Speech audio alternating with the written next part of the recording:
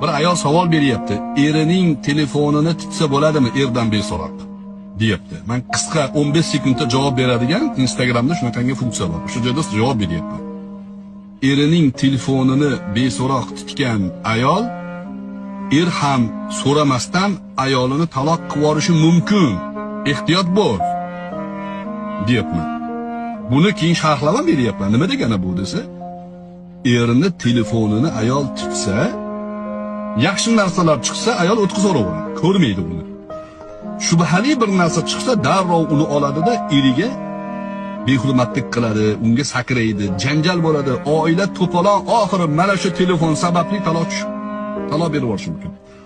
Juda ko'p hodisalar bor, bizga aytishadi. Shunaqa erim telefonni tutuvdim, mana shunaqa narsa topib oldim, keyin menga taloq qilib yubordi. Nimaga tutasiz?